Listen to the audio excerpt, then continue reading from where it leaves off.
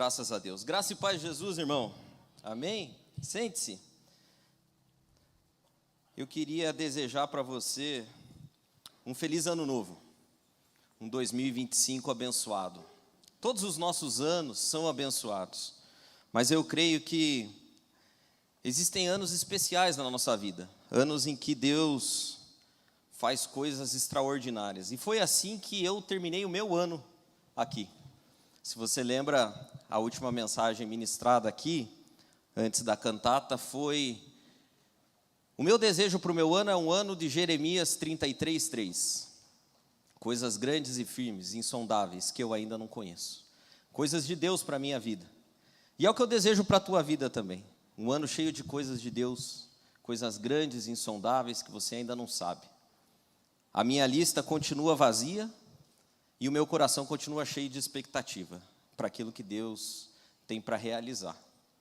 E eu desejo que você assim esteja também. E que nosso Deus nos surpreenda esse ano, que a gente seja surpreendido. Que ao terminar o ano de novo, no final de 2025, quem sabe você esteja aqui e fale assim: puxa, eu nunca imaginei que pudesse acontecer comigo o que aconteceu esse ano. Deus é bom. Amém? Você deseja isso? Então que o teu ano seja abençoado. Que bênção, nós vamos começar tudo de novo.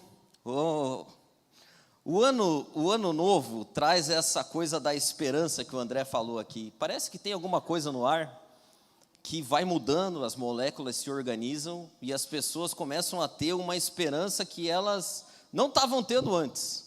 Essa divisão do tempo é algo certamente criado por Deus, porque pode ser que a tua vida não esteja tão boa, mas quando vai chegando o final do ano, vai alguma coisa acontecendo em você fala assim: puxa vida, esse ano eu estou sentindo que vai ser o meu ano, né? Aí você joga na mega da virada, para ver se dá uma melhorada. Aí vocês viram que a mulher comemorou, coitada, achando que tinha ganhado. Aquilo ali deve ser uma sensação terrível, né? Mas enfim, é essa coisa de você imaginar que vai dar tudo certo, e eu acho isso maravilhoso, é algo dado por Deus. O nosso Deus é um Deus de infinitas possibilidades, de infinitas novas oportunidades. E é interessantíssimo que essa palavra aqui eu já ministrei outra vez. Só que essa palavra me encontrou num momento totalmente diferente da minha vida. E quando eu relia o texto, quando eu pensava nesses textos essa semana de novo, eu pude ver como Deus é bom. Porque hoje eu chego para ministrar essa palavra com um coração totalmente diferente do que eu tinha da outra vez. E assim é a nossa vida vai mudando, a gente vai se adaptando, a gente vai recebendo novas oportunidades dadas pelo nosso Deus. E a gente já não é mais o mesmo. E a gente vai mudando. Há quem chame isso de recomeço. Eu não gosto dessa palavra. Porque recomeço dá a ideia de que você está pegando algo velho e tentando transformar. Eu gosto da palavra do novo começo. Porque parece, e para mim é verdade, na minha vida é assim, é algo novinho que Deus está entregando na nossa mão. Você não está pegando coisas velhas e tentando transformar aquilo em coisas boas, ressignificando elas, mas você está começando de novo. E a bênção do nosso Deus é essa. O nosso Deus é um Deus de infinitas possibilidades e infinitas novas oportunidades. Eu não sei se você sabe, mas a Bíblia diz que a cada manhã a misericórdia de Deus é nova. E o nosso Deus não é apenas misericordioso, mas Ele também é gracioso. O que é melhor ainda, porque misericórdia é eu não tratar você da forma como você merece. Então você é mal para comigo, e eu deveria ser mal para com você, mas porque sou misericordioso, eu não te trato com maldade. Já seria uma coisa boa. Mas o nosso Deus vai além, porque o nosso Deus, além de misericordioso, Ele também é gracioso. E a graça é diferente da misericórdia. Se a misericórdia não tratar você da forma como você merecia, a graça vai além e faz com que eu trate você da forma como você não merece. Então você é mau, e eu não te retribuo a maldade, mas eu vou além, eu trato você com bondade. Assim é o nosso Deus. Assim são as novas oportunidades que o nosso Deus nos dá. E eu fico pensando como seria a vida sem a oportunidade de um novo começo. Já imaginou, não? Se você tivesse as coisas consolidadas. Então, a tua vida deu errado, está errada, e aí não tem chance de mudar. Você vai ter que ir assim para sempre agora. Que terrível vida seria. Que terrível vida seria se nosso Deus não nos desse uma folha nova. Não na virada do ano, mas todos os dias. E se você parar para pensar, o nosso Deus é diferente de todos os outros. Todos os outros deuses esperam que você faça coisas para receber benefícios. O nosso Deus não é assim. O nosso Deus é gracioso. Ele nos dá a chance de começar de novo, uma nova história, um novo momento, com novas oportunidades. E Ele nos encoraja a isso, inclusive. Se você olhar para a Bíblia, você vai ver Deus começando de novo várias vezes. Se você for lá para o Éden, você vai ver Adão e Eva estragaram tudo. Estragaram tudo. E o que foi que Deus fez? Eu vou criar uma possibilidade de fazer tudo de novo. Eu vou criar a chance de vocês recomeçarem. Eu vou dar a oportunidade para vocês começarem de novo. O tempo passa, e depois dessa primeira chance, Noé também é colocado diante do final do mundo. Deus olha para o mundo e fala: me arrependi. É engraçado, né, de dizer isso, mas a Bíblia, se você for ler, está escrito que Deus se arrependeu de ter criado a humanidade. Deus se arrepende? Sim, Deus se arrependeu de ter criado a humanidade. Mas em Noé ele fala: eu gostaria de começar de novo. Vamos dar um reset na humanidade. E através de Noé ele começa tudo de novo. Jacó é um cara que tinha uma vida torta, completamente torta. E Deus um dia chega para Jacó e fala: Jacó, eu vou dar a oportunidade de você fazer coisas novas de um jeito diferente. Eu vou começar de novo a tua vida, Jacó. E agora você vai começar diferente. Você vai fazer as coisas de um jeito diferente. O povo no deserto, andando por 40 anos, e Deus irritado com aquela turma. Mas Deus decide começar o povo de Israel do zero de volta. Do zero não, do 2, né? Porque sobraram 2, Caleb e Josué. E Deus falou o seguinte: olha, eu vou deixar toda essa geração para trás, e eu vou começar de novo, porque esses aqui eu não quero mais. Eu vou começar tudo de novo, eu vou dar a chance de vocês serem o meu povo de novo, de fazerem as coisas certas de novo, de me adorar de novo. E 2 homens, lógico que já tinha a nova geração, mas daqueles que saíram no Egito, só 2 entraram numa nova terra. Davi, que dizer de Davi então? Davi poderia ser chamado o Mister Começar de Novo. Porque Davi, toda hora ele tinha que chegar e falar: Deus do céu, me ajuda, eu vou começar de novo. Eu estou, né? E aí o tempo passava e o Davi falava o quê? Puxa, vamos começar de novo.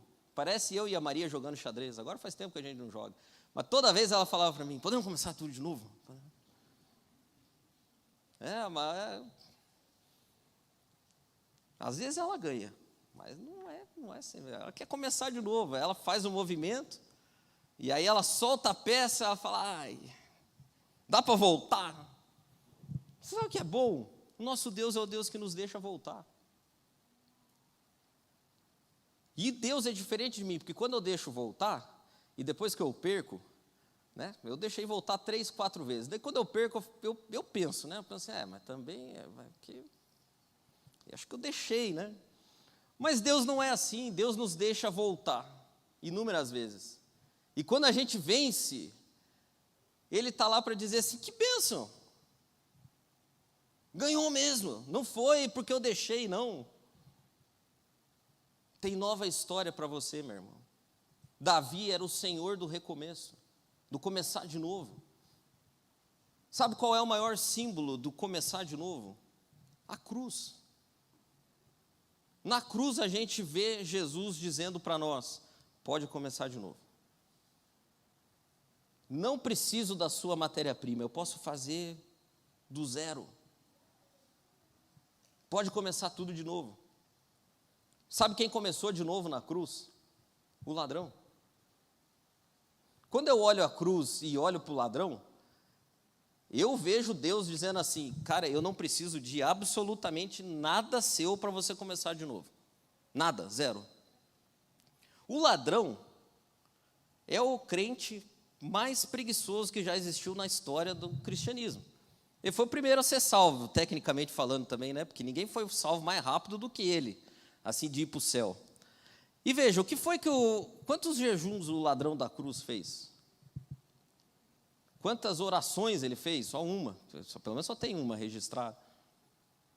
É Deus dizendo o seguinte: eu sou gracioso para você, eu não sou apenas misericordioso, mas eu sou gracioso, eu não te trato do jeito que você merece, e vou além, eu trato você do jeito que você não merece, porque o meu coração é cheio de graça, eu tenho uma nova oportunidade para você.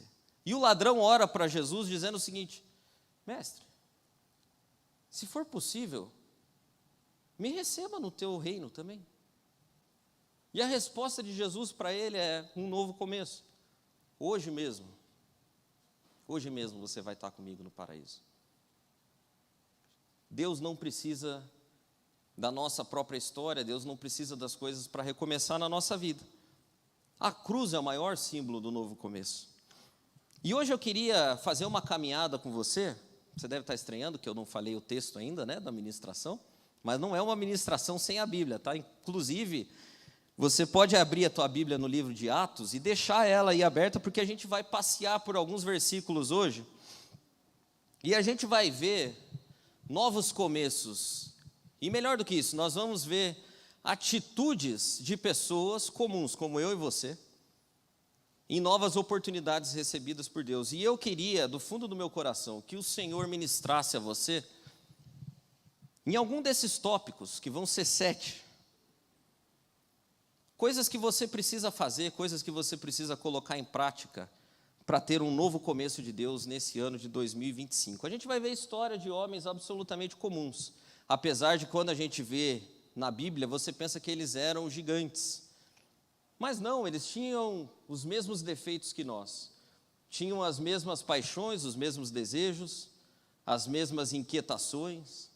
Eles ficavam nervosos, eles tinham raiva, eles pensavam em desistir, eles desistiam às vezes, como a gente vai ver, eles recomeçavam de novo, e de novo, e de novo, e de novo, e de novo, e de novo. Eu queria ver histórias com você a respeito de Paulo, Pedro, João Marcos e Barnabé, e tirar lições do que a gente pode fazer para que o nosso 2025 seja diferente, porque afinal todo mundo começa o ano com um sentimento de querer mudar alguma coisa. A gente quer fazer as coisas de um jeito diferente. A gente é confrontado com mudanças. Eu estava tirando alguns dias de férias e pensando, porque o meu ano tem tudo para ser bem diferente. E eu conversava com a Cissa nesses dias, e ela perguntou para mim se eu estava nervoso. Eu falei: nervoso eu não estou, mas eu estou ansioso, eu também não estou. E eu fiquei procurando o que eu estava. Daí eu falei: eu não sei o que eu estou. A palavra que mais me ocorreu é que eu estou apreensivo. Mas é medo? Não é medo. Medo é quando você fala assim: ai meu Deus do céu, me ajuda, me tira daqui porque vai dar tudo errado. Isso é medo. Quando você faz essa oração: meu Deus do céu, me ajuda, me tira daqui porque vai dar tudo errado, medo. Quando você ora assim: meu Deus do céu, o que vai acontecer? Apreensão. Eu estou assim. Tem coisas que eu vou ter que fazer esse ano e eu não sei se eu vou dar conta. E aí eu pergunto assim: Deus, mas por que isso? Eu não sei, não tenho respostas ainda. E você acha que você vai dar conta? Eu acho que sim, mas às vezes eu acho que não. E é apreensão, isso é apreensão. Mudanças trazem apreensão, e o ano novo é um tempo de mudança. A gente vai ficando assim, a gente quer que as coisas sejam diferentes. Então, quando a gente quer que as coisas sejam diferentes, tem conselhos. Eu listei 7 desses 4 homens aqui para mim e para você. O primeiro deles está lá no livro de Atos dos Apóstolos, no capítulo 9, no versículo 19. Para você que gosta de fazer lista em pregação, aqui as pregações do MAP não são muito boas para lista, né? Mas hoje é bom para lista. Você que gosta de marcar, é bom para marcar. Então, faça o teu bloquinho. Primeira lição de uma pessoa que está querendo um novo começo de Deus na vida. Atos dos Apóstolos 9, 19. O conselho vem do apóstolo Paulo. E o conselho é o seguinte: tenha paciência com você mesmo. porque as coisas demoram. Atos dos Apóstolos 9:19 diz o seguinte: Saulo, ainda era o Saulo, passou alguns dias com os discípulos de Damasco, mas logo pôs a mão à obra, sem perda de tempo, pregando nas sinagogas que Jesus era filho de Deus. Mas o povo se mostrava arredio, sem saber se podia confiar nele. O Saulo, você sabe quem é, né? É aquele cara que Deus chamou a caminho de Damasco, fez com que ele ficasse cego e falou para ele: Saulo, eu tenho um ministério maravilhoso para você, meu amigo. Se você quiser, eu vou fazer de você um pregador para os gentios. Você vai ser, cara, você vai ser tremendo. Você vai ser o cara do Novo Testamento, Paulo. Basicamente era isso. Eu tenho um projeto para você, Paulo, que você não tem ideia, cara. Você não sabe o que vai acontecer com você. Você vai ser grande e poderoso em palavras. Já imaginou você recebendo uma profecia dessa? O próprio Jesus, não é nem o profeta, o próprio Jesus te cega, uma luz vem do céu e fala coisas extraordinárias a teu respeito, e você não está ficando louco, porque tem gente junto e falou: eu também vi, e eu vi que tinha, não é loucura tua, foi mesmo. E o Paulo fala o seguinte, fala: pronto, mas então agora é minha hora, eu vou para cima com tudo, porque foi Deus que falou. E se Deus falou, está falado e é agora. Só que não é assim que acontece. Nem sempre aquilo que Deus diz a nosso respeito acontece na hora. Existem coisas que Deus falou a meu respeito que demoraram um tempão para acontecer. Só que Deus nunca fala para a gente assim: eis que daqui 10 anos, Paulo, te chamarei e te enviarei para uma grande obra. Normalmente Deus fala assim: estou te chamando, Paulo, parece que é na hora. Coisas que Deus disse a meu respeito que se cumpriram um tempão depois, mas a gente fica com aquela sensação de que é agora. É agora que vai acontecer. E o Paulo teve essa sensação, porque olha o que diz aqui: mas logo pôs a mão à obra, sem perda de tempo. E o que aconteceu com o Paulo? Deu tudo errado. Porque Paulo, aqui está escrito, ele começou a pregar, mas o pessoal falou assim: cara, mas esse cara era aquele de antes, a gente lembra dele, ele está com essa carinha aí, mas eu acho que isso aí pode ser uma estratégia. E os apóstolos também, que eram os caras que comandavam ali o púlpito do templo, também não acharam muito bom. E ele ia pregar, só que sabe o que é interessante? Ele ia pregar e não dava certo, ninguém se convertia. As pregações dele, o pessoal dizia que era muito difícil de entender, não dava muito certo. Aí Paulo se retira e vai para o deserto da Arábia, fica 3 anos lá no deserto da Arábia. O que ele ficou fazendo lá no deserto da Arábia? Ninguém sabe, eu não sei. O dia que eu chegar no céu, uma das perguntas que eu tenho para Paulo é essa: Paulo, aquele tempo que você ficou sem fazer nada lá, o que você fazia? Não era possível que você ficou sem fazer nada. Eu quero saber o que ele ficou fazendo. Mas Paulo fica 3 anos no deserto da Arábia, eu acho que ele ficou lá estudando, mas ele já era estudado, mas eu não sei o que ele ficou fazendo, mas ele ficou lá. Até que ele achou que estava pronto, aí ele voltou para Jerusalém e falou: agora sim, agora minhas pregações vão dar certo, eu vou começar. Voltou para lá e o que aconteceu? Não deu certo de novo. Aí o Paulo vai para Tarso, que era a cidade dele. Ele ficou mais 7 anos lá em Tarso.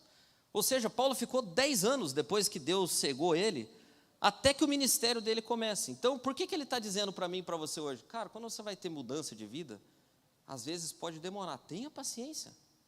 Tenha paciência com você mesmo. Porque as coisas que você precisa mudar demandam tempo. E coisas que demandam tempo têm a capacidade de nos roubar a capacidade de espera. Pode ser que você está esperando, e fala assim: não aguento mais esperar, Tico. E coisas que Deus prometeu para você, coisas que Deus disse que faria, coisas que Deus disse que estava entregando na tua mão e você não vê acontecer. E aí você fica pensando assim: mas acho que nem foi Deus que falou. Paulo está dizendo para você: foi sim. Só que não é agora. Tem que esperar. Mudanças profundas na vida da gente demandam tempo, não acontecem instantaneamente. Eu imagino que o tempo que Paulo estava lá, eu não sei o que ele estava fazendo, mas o que Deus estava fazendo, eu tenho uma séria desconfiança. Eu acho que Deus estava transformando o Paulo. Porque se Deus tivesse mandado o Paulo na hora já, Paulo precisava ser trabalhado, entendeu? Paulo, você é muito convicto, cara. Você é muito turrão. Você é até meio violento.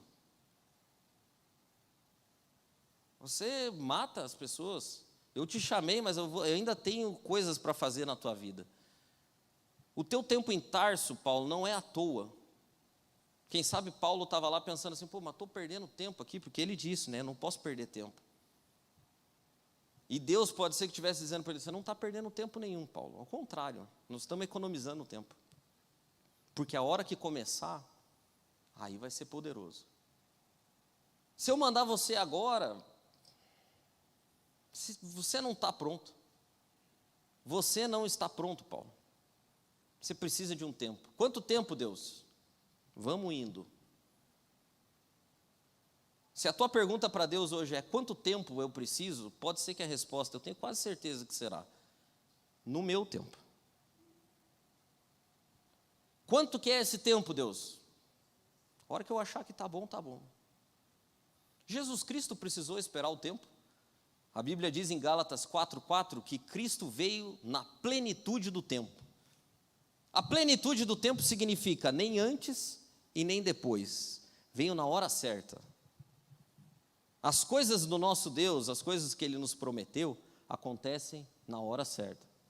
Se você tentar apurar isso, vai dar errado. Deu errado com Paulo, vai dar errado com você também. Se deu errado com Paulo, vai dar errado com a gente. Espere o tempo. E enquanto você espera, tenha paciência com você mesmo. Porque Deus está fazendo coisas que, quem sabe, você não vê. Conselho número 2, também vem do apóstolo Paulo. Atos dos Apóstolos, capítulo 7, versículo 59, vai dizer a história de Paulo. E essa aqui talvez seja uma das maiores tristezas de Paulo. Quando você lê a Bíblia, especialmente o livro de Atos e as cartas de Paulo, você vai perceber que Paulo tinha uma tristeza. Eu acho que na minha concepção, era uma das maiores tristezas que o apóstolo Paulo tinha. O apóstolo Paulo carregava uma tristeza no coração dele por ter consentido na morte de Estevão. Por ter sido um perseguidor da igreja. Por ter matado pessoas em nome da religião. O apóstolo Paulo era triste por ter consentido na morte de Estevão. E o conselho dele para mim e para você que estamos começando novas histórias e querendo mudança na vida é: não guarde esqueletos no seu armário. Não guarde esqueletos no seu armário. O apóstolo Paulo, em 7,59, vai dizer, a Bíblia diz que pessoas vieram para apedrejar Estevão, e essas pessoas que estavam apedrejando Estevão estava sendo apedrejado e pessoas tacando pedra. Pessoas deixavam os seus casacos com um jovem chamado Saulo. E a Bíblia diz que Saulo consentiu na morte de Estevão. E eu fico pensando quão terrível deve ter sido isso, porque eu escutei já várias histórias de pessoas, especialmente de jovens, porque o meu tempo pastoreando jovem foi... Agora eu acho que já está mais meio a meio, mas foi quase meio a meio com agora o MAP, assim. E o pessoal falava coisas estranhas, e eu sempre... Tinha algumas histórias que eu ouvia e falava assim, mas meu Deus do céu, como que a pessoa vive tendo isso aí na vida dela? E o apóstolo Paulo era um desses caras, porque... Como que ele vive tendo consentido na morte de Estevão? Porque tem coisas na nossa vida que a gente quer mudar, e essas coisas são divididas, na minha opinião, em duas categorias. A primeira delas é de coisas que a gente não pode mudar. Coisas que já aconteceram e não mudam mais. Imagine, por exemplo, uma jovem que fica grávida, sem querer ficar grávida. Ou não no momento certo para ficar grávida, enfim. Imagina que essa jovem, num ato de ímpeto e de tentar resolver a coisa, faz um aborto. E aí lá na frente ela olha para a vida dela e fala assim, poxa vida, eu já fiz um aborto. E aí você fala, meu Deus, cara, e agora? Como é que vive com isso? É só a graça de Deus sobre nós para nos fazer viver com isso. É uma situação que não tem como mudar, não tem como colocar lá de novo a criança lá e fazer, não tem mais, acabou, já está consumado. Mas graças a Deus que 99% das coisas que acontecem com a gente não estão nessa categoria. A maior parte das coisas que dependem de mudança na nossa vida estão na categoria de coisas que podem ser mudadas. O problema é que nós, quando estamos começando de novo, quando a gente está querendo construir uma nova história, pode ver, tem gente que quer fazer isso sem resolver os BO do passado. E não dá. Não dá porque esses esqueletos que estão lá dentro do armário, em algum momento você vai abrir o guarda-roupa e eles vão cair na sua cara. É gente que quer começar a ter uma vida honesta sem pagar o que deve, por exemplo. E eu fiquei perguntando para o apóstolo Paulo, que tipo de coisas podem ser essas que a gente pode resolver e não consegue? Mas são coisas simples, gente. Tem gente que só precisa receber uma ligação tua. E você está querendo começar de novo com uma vida boa, cheia de Deus, cheia de graça de Deus. E tem uma pessoa que está esperando a tua ligação faz 10 anos. Faz 10 anos que você tinha que ter ligado para uma pessoa. E às vezes a pessoa ainda está esperando a ligação. Tem gente que está esperando teu Pix. E aí você pensa assim, fala, mas isso aí já passou. Pode ser. Mas então pergunta para o cara lá, fala, viu, já passou ou não? Ou ainda precisa do Pix?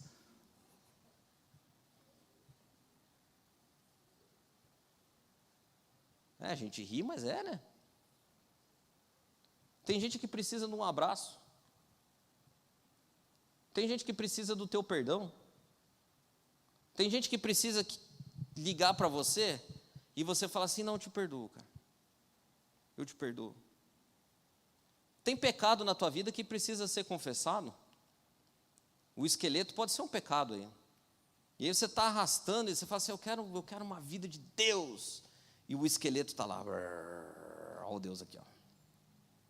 E aí você sente culpa, sente remorso. E aí você fala, mas Deus me perdoou. Você pediu perdão, não? Às vezes você precisa confessar o pecado. Eu acho maravilhoso não, na verdade é trágico, mas o ensinamento por trás é maravilhoso. Tem a história da Bíblia, se você for ler, quando Davi pegou a mulher do Urias, para ele, tomado à força, mandou matar o cara, aquela história que você sabe, está lá no livro dos reis, Samuel. A Bíblia se refere a Batseba, antes da confissão de Davi, de ele vestir a roupa de saco, a Bíblia se refere àquela mulher como sendo a mulher de Urias. Ela já tinha o filho do Davi já.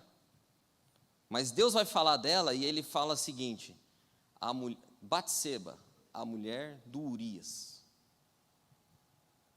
Aí a criança morre, você conhece a história, se você não conhece pode ler depois. Davi se arrepende amargamente daquilo, veste roupa de saco, clama a Deus e pede por misericórdia de Deus. E depois, é engraçado porque logo depois Deus vai falar de novo da Batseba. E agora já não era mais a mulher de Urias, agora já era a mulher de Davi. Qual é o princípio por trás aqui? O esqueleto sai do teu armário o dia que você confessa. Enquanto você não confessar, não dá para começar de novo. Tem que tirar de lá de dentro. Tem que tirar. O terceiro conselho vem de Pedro, o cara mais explosivo do Novo Testamento. Pedro vai dizer para você o seguinte, irmão querido do MAP, abra a sua mente e aproveite as oportunidades.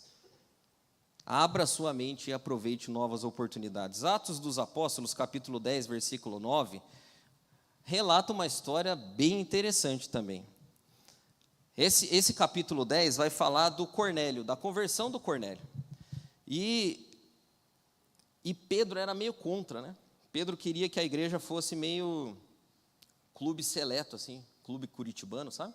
Tem que ter convite para entrar, tem que ter aprovação dos membros, tem que mensalidade, porque senão daí fica, né?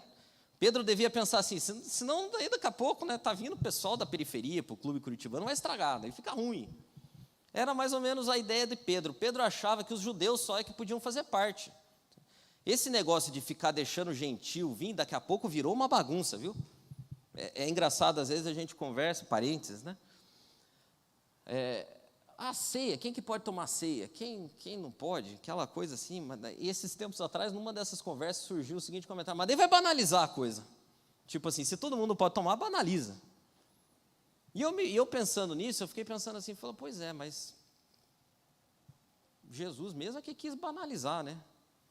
Que ele banalizou, né? Vamos falar a verdade, Jesus banalizou, ele ia andando, né? A parábola lá do cara que chama o pessoal para a festa, vai pelas ruas, aí então chame os coxos, os aleijados, os cegos, os corintianos, mande vir quem quiser, assim.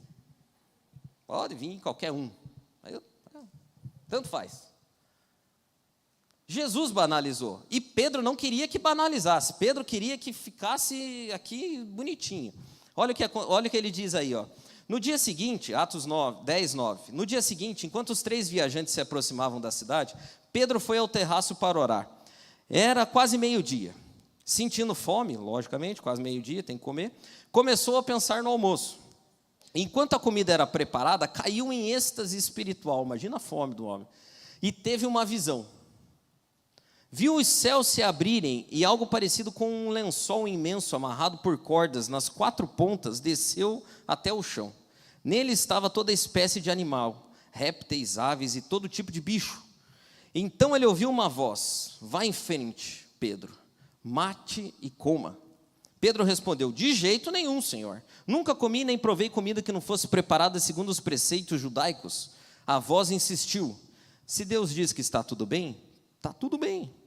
Isso aconteceu 3 vezes. Depois o lençol foi puxado de volta para o céu. O Pedro era um cara que Deus dando comida para ele não queria comer porque não era feito de acordo com os preceitos judaicos. Olha que coisa maluca. Eu fico imaginando se Deus fosse responder para Pedro e falar assim: ô Pedro, mas fui eu que fiz os preceitos judaicos, né? Não podemos comer. Por quê? Porque não é dos preceitos judaicos. Quem que está dando? Deus. E Deus deveria falar: pô, Pedro. E daí Deus ainda é gentil com ele, falou: não, Pedro, tranquilo, pode ir, vai, Pedro, vai com tudo. Não sei se comeu, eu acho que não comeu, porque o lençol foi puxado de volta. Não sei se Pedro comeu. Mas a lição de Pedro, para nós, ela se dá um pouco depois. Porque se você continua lendo o capítulo 10, depois desse versículo, você vai ver que esses 3 viajantes chegaram até Pedro. Chegaram até Pedro e falaram assim: Deus deu uma visão para você, não deu, Pedro? Deu. Pois não deu uma visão para o Cornélio também? Quem é Cornélio? Cornélio não fazia parte. O Cornélio estava orando e a Bíblia diz que Deus ouviu a oração do Cornélio e falou para o Cornélio: Cornélio, cara, eu gosto de você. Eu vou mandar o Pedro vir aqui orar por você. E o Pedro foi para a casa do Cornélio, chegou lá, tinha uma mesa posta. O Cornélio esperando e os 3 viajantes. E o Cornélio era tão crente, cara. Maravilhoso o Cornélio. Ele tinha chamado os amigos dele para ver o momento da conversão dele. Encheu de gente em casa. E o Pedro entra na casa, olha a mesa e diz o quê? Fala: turma, é meio ruim para mim, né? É que não posso comer com vocês. Eu sou do Curitibano.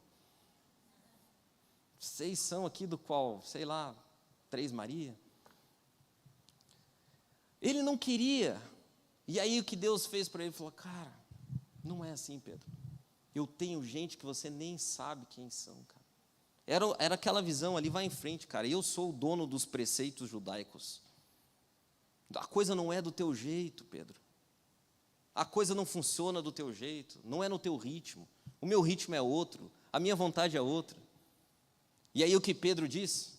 Verdadeiramente Deus não faz acepção de pessoas. A gente diz isso hoje nas igrejas, dizendo assim: Deus não faz acepção de pessoas. O Pedro precisou de um anjo com lençol, com comida, com Cornélio, com os amigos do Cornélio. O cara precisou de tudo para chegar à conclusão óbvia de que Deus não faz acepção de pessoas. Você também pode ser que esteja precisando de coisas e Deus está dizendo para você assim: cara, abra a tua cabeça. Sabe por que as coisas não acontecem na tua vida de um jeito diferente? Você já começou 1000 vezes de volta e nada mudou porque você não muda.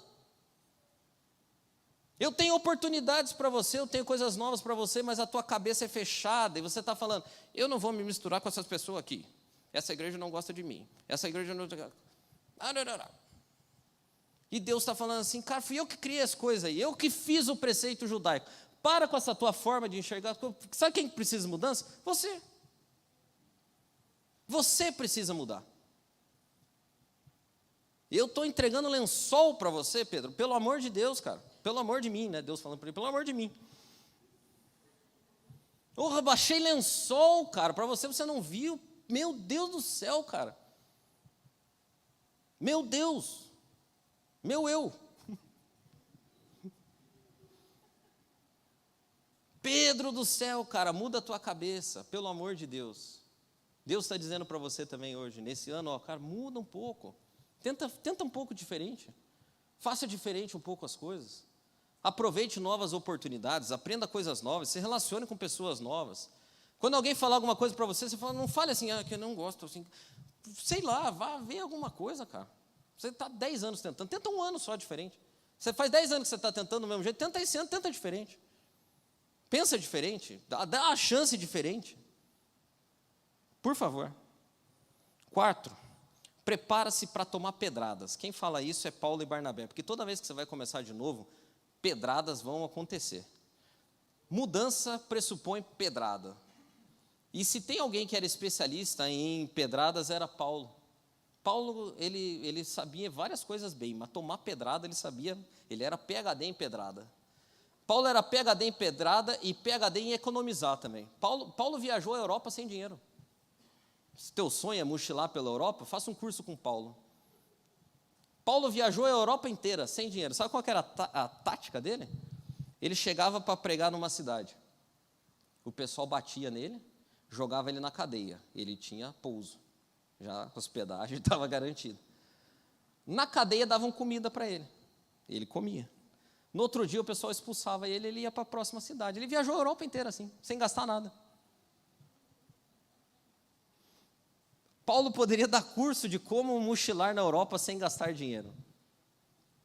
Mas brincadeiras à parte, essas pedradas eram difíceis, porque todo lugar que ele chegava, se você pega ali Atos do capítulo 12, se eu não me engano, até o 16, você vai ver Paulo entrando numa cidade, sendo apedrejado, expulso da cidade, indo para outra cidade. Paulo entrou na cidade, o pessoal se revoltou contra ele, chutou ele, foi preso e foi para outra cidade.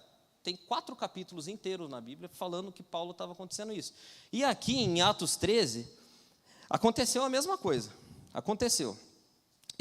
Alguns judeus convenceram as mulheres mais respeitadas e os homens de alta posição na cidade que o agradável estilo de vida deles estava ameaçado.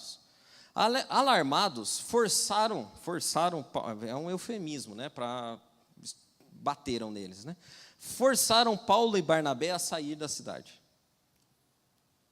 E sabe o que Paulo e Barnabé tinham especialidade em fazer também, além de tomar pedrada? Não ligar. Isso aqui sim é um milagre. Porque eu, por exemplo, o Francisco Martiniuk, eu sou um cara que gosta de, quando eu recebo pedrada, eu gosto de tacar as pedras de volta, eu não gosto de ficar com elas. Eu não fico com pedras que não são minhas. Então, se você me taca uma pedra, eu taco de novo em você, entendeu? Você me taca, eu taco de novo. Você me taca, e assim nós vamos indo. Tipo tênis, o cara joga a bolinha para cá, pum, de novo para lá. A bola não fica aqui comigo. Deus tem que trabalhar mais na minha vida. Mas Paulo e Barnabé não eram assim. Porque o que a gente tem que fazer quando tacam pedras em nós? Olha o conselho deles. Atos 13, 51. Os 2 discípulos deram de ombros e foram para a cidade seguinte, Icônio. E olha que interessante, estavam felizes, transbordantes de alegria e do Espírito Santo. Uma vida madura não perde tempo tacando pedras de novo nas pessoas. Quando você estiver mudando coisas na tua vida, você vai ter que receber pedrada. Tem gente que vai falar mal, tem gente que vai dizer, não, agora está querendo ser diferente, agora dá. Você tem a oportunidade de tacar a pedra de novo, você tem a oportunidade de não tacar a pedra, mas querer ficar fazendo pirraça, dizendo, porque você não entende, não sei o quê. Então. E você tem a oportunidade de ser maduro e falar assim, cara, Deus abençoe, eu vou para a próxima. E eles foram para a próxima. Chegando em Listra, curaram um aleijado já logo na entrada da cidade. O pessoal gostou deles. Nessa cidade eles demoraram mais para tacar pedra. O pessoal gostou tanto deles que queria fazer uma estátua deles na cidade. Olha que interessante. Falei, esses aqui são santos. Mas não demorou muito, os caras da outra cidade ficaram sabendo que eles estavam fazendo sucesso em Listra e foram lá falar, olha, esses caras aí não são assim não. E começaram, fizeram a cabeça do povo. O que aconteceu? pedrada. E é engraçado que essas pedradas aqui eram diferentes, porque eram das pessoas que até ontem estavam achando bom eles. É de gente de perto. É de gente que ontem estava torcendo para dar tudo certo, mas que hoje já está criticando. Então, meu irmão, cara, vai ter pedrada. Quando vier pedra, você dá de ombro. Fala assim, tá bom. Deus é mais. Mas sem veneninho escorrendo no canto da boca, tá? É tipo, não é é de Jesus mesmo, assim. Tenta, pede, ora para Deus dar para você, que Deus dá. Assim, uma coisa santa. Para você não tacar a pedra e sair abençoando. Próximo tópico. 5. Pode ser que os tropeços aconteçam, mas continue andando. Quem fala isso é João Marcos. João Marcos foi um cara que foi viajar com o Paulo e com o Barnabé. Era um rapaz novo. Se você for ler o Atos 13, você vai ver que eles começaram a viagem. E foram longe, foram viajar. E o João Marcos estava animado para ir. O João Marcos tinha o chamado de Deus, tanto que Paulo e Barnabé decidiram levar ele. E tinha ido só eles.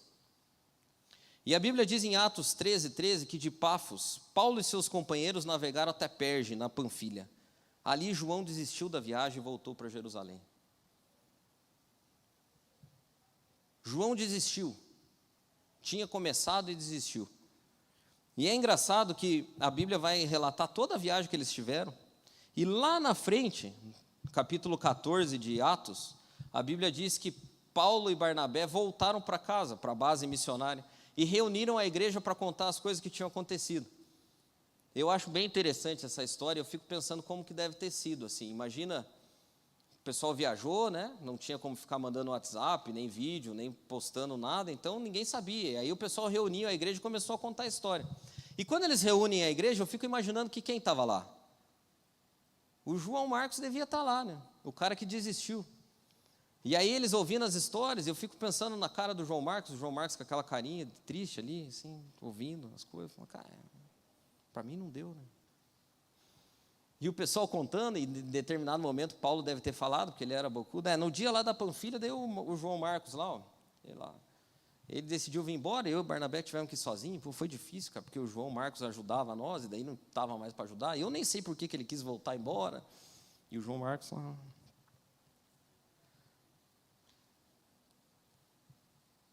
Imagina o João Marcos ouvindo as histórias.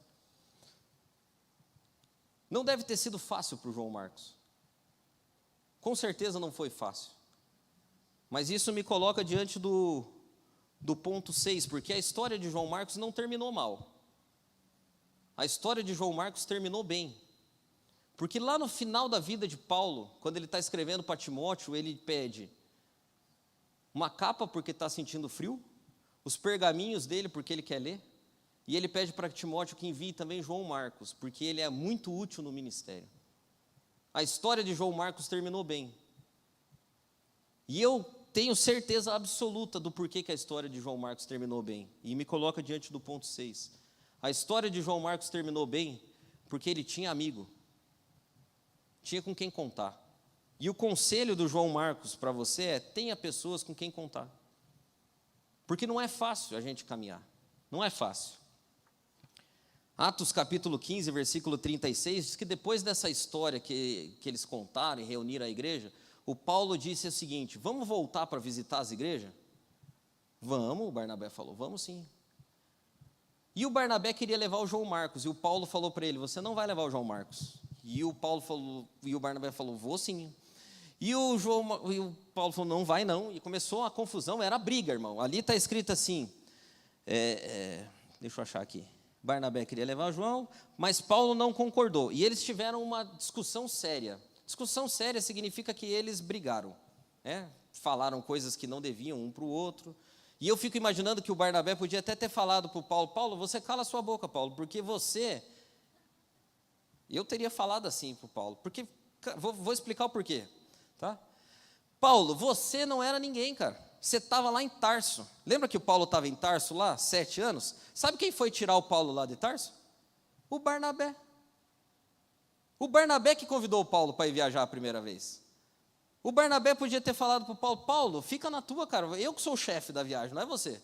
O chefe da viagem sou eu, você que está me acompanhando. Eu que organizo as coisas, eu vou levar o João Marcos. Se não quer ir com o João Marcos, fica aí você.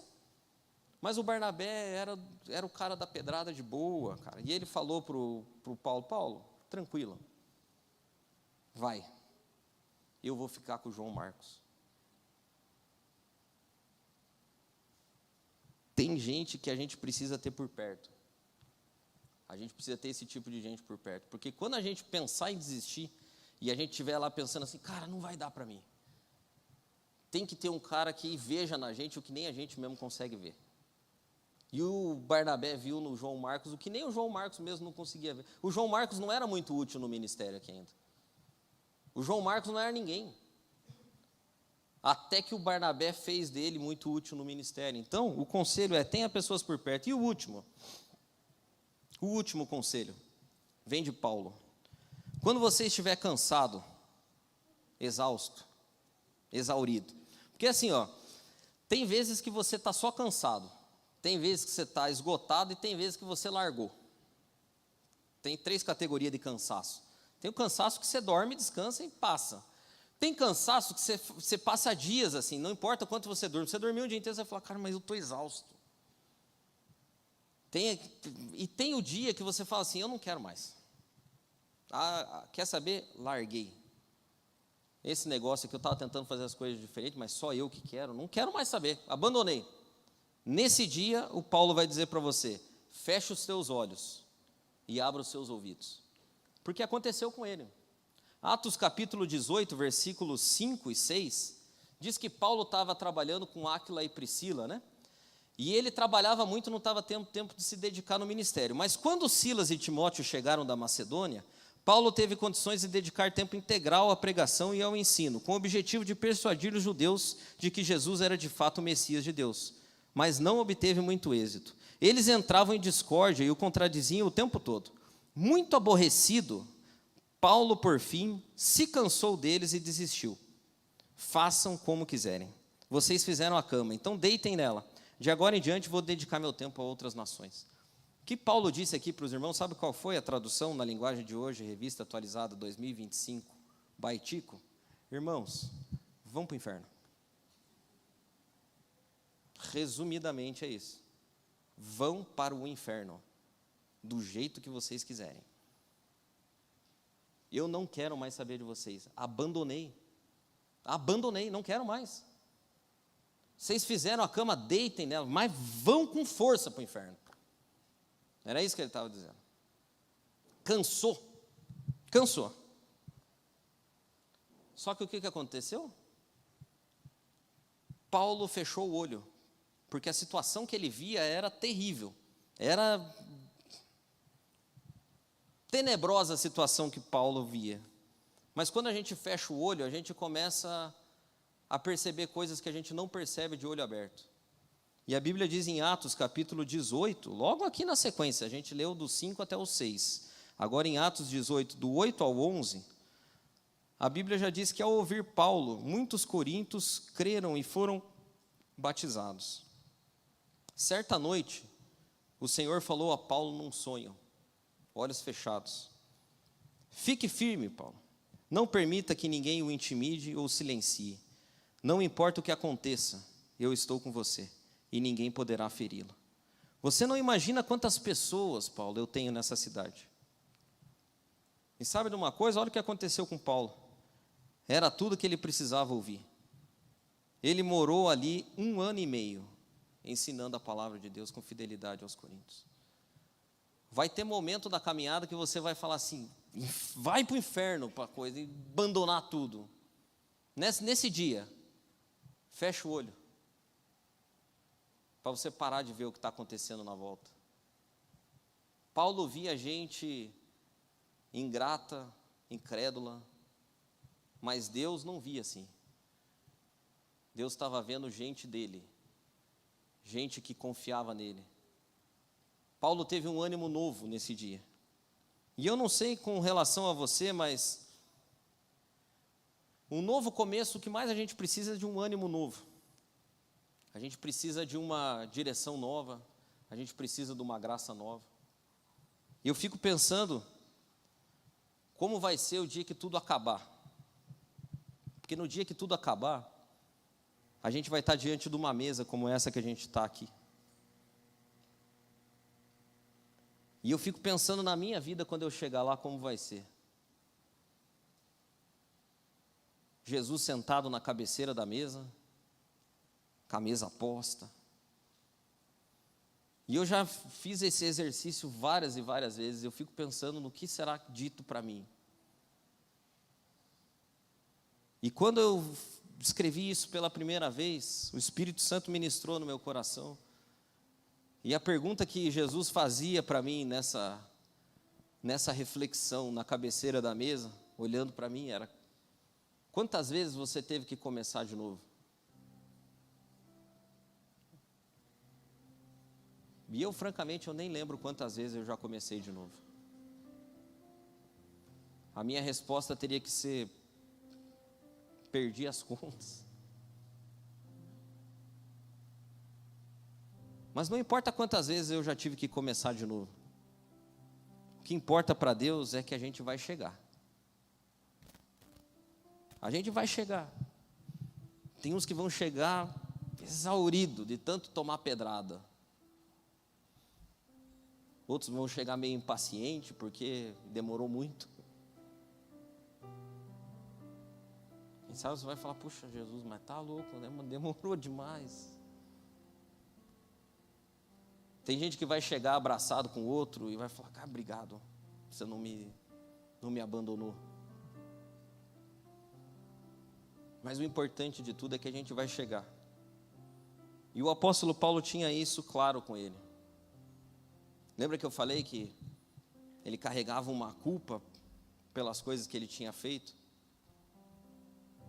Todo mundo tem um quê de: puxa, eu queria que a minha vida fosse diferente. Mas o apóstolo Paulo diz em Filipenses 3,12, ele diz o seguinte: eu não estou querendo dizer que eu já consegui tudo que eu quero, ou que já fiquei perfeito, mas continuo a correr para conquistar o prêmio, pois foi para isso que fui conquistado por Cristo Jesus. É claro, irmãos, que eu não penso que já consegui isso, porém uma coisa eu faço: eu esqueço daquilo que fica para trás e avanço para o que está à minha frente. Eu corro direto para a linha de chegada, a fim de conseguir o prêmio da vitória. Esse prêmio é a nova vida para a qual Deus me chamou por meio de Cristo Jesus. É isso aí. Quem sabe você fala assim: poxa, mas eu tenho que começar de novo. Isso aí. Vai chegar um dia que vai estar a mesa posta, Jesus na cabeceira, e aí não vai precisar começar mais nada. Aí, só alegria. Hoje ainda a gente precisa. Quem sabe você precisa juntar os caquinhos. Quem sabe tá bom e você precisa ajudar outros. Quem sabe você precisa de paciência. Quem sabe você precisa fazer um altarzinho com as pedras que estão tacando. Eu não sei. Eu não sei. Quem sabe você precisa comer da comida que está caindo no lençol. Vai com tudo. Vá com tudo. Vai chegar um dia que não vai precisar mais. Hoje a gente ainda precisa. E a mesa está posta. Eu queria orar com você. Antes da gente participar da ceia, o Del vai vir ministrar. Orar pedindo que o teu ano seja diferente. Que os teus novos começos sejam marcados por Deus. Que você resolva as suas situações, que a graça de Deus repouse sobre a tua vida. E que nesse ano você veja Deus fazer coisas maravilhosas.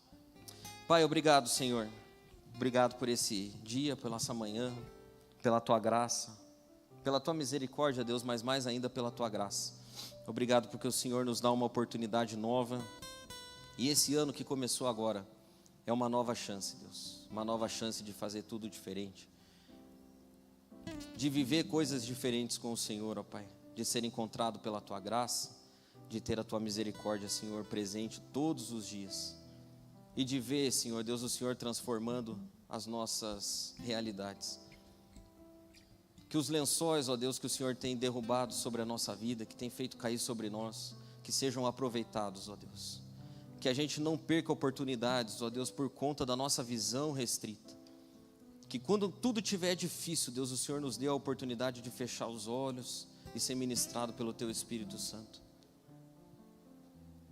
Que esses momentos revigorem a nossa força.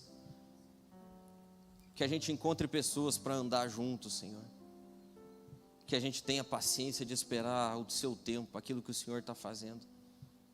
Que não nos falte, Deus, da Tua graça nenhum dia desse ano. E que Teu nome seja glorificado, Senhor, na nossa vida. Em nome de Jesus. Amém.